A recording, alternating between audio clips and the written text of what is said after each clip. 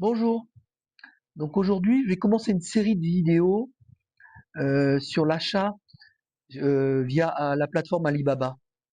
Donc ça fait suite à la demande de plusieurs personnes euh, donc qui m'ont dit qu'ils seraient intéressés, qu'ils l'ont jamais fait, qu'ils savent pas comment procéder et qui seraient intéressés que je fasse une vidéo sur ce sujet-là.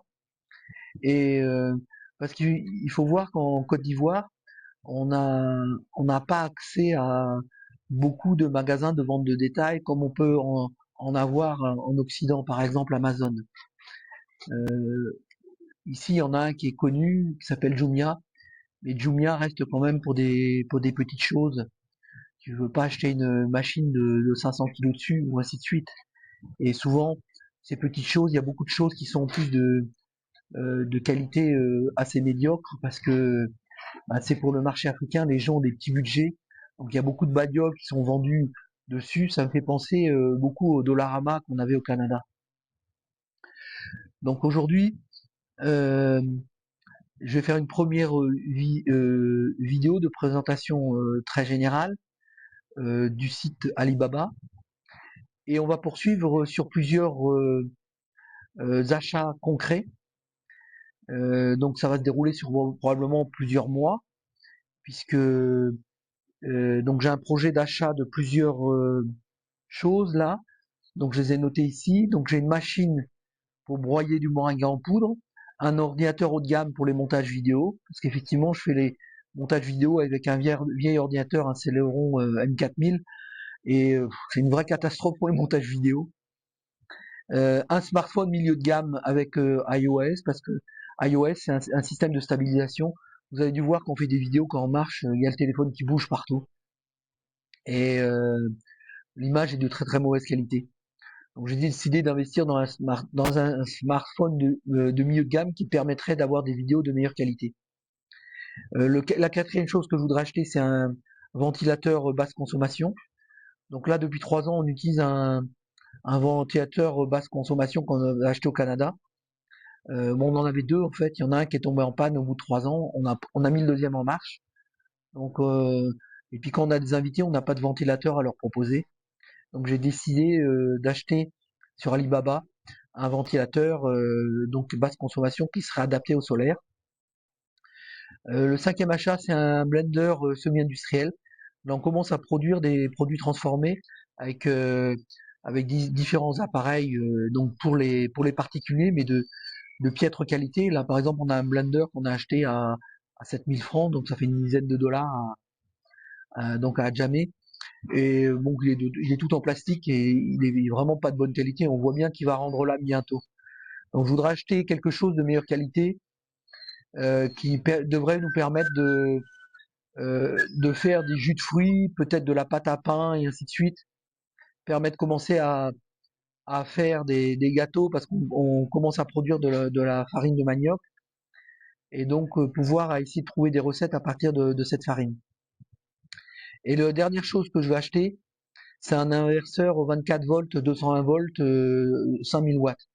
Actuellement, j'ai des inverseurs 110 volts de haute puissance. J'en ai un de 4000 watts, ce qui me permet de faire à peu près tout ce que je veux.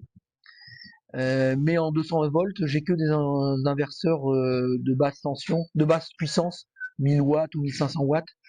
Et de plus en plus, là, je suis en train de monter en puissance au niveau de notre matériel pour la production semi-industrielle. Et là, par exemple, la machine pour broyer le moringa, probablement, je la trouverai pas en 110 volts. Parce que lorsqu'on monte en puissance, on monte aussi en tension. Et donc, on trouve quand même des appareils d'assez haute puissance en 220 volts. Et en 110 volts, c'est difficile de dépasser les 2 kilowatts.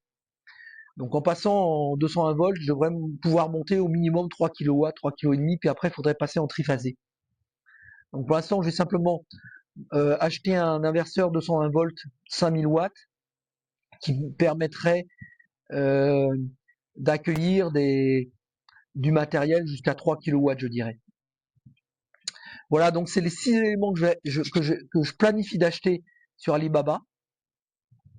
Donc je vais vous montrer donc en temps réel toute ma procédure de recherche sur Alibaba, de commande avec donc les fournisseurs qui souvent sont des usines. Moi, je cherche vraiment à m'approcher le plus proche de l'usine, que souvent ça prend du temps.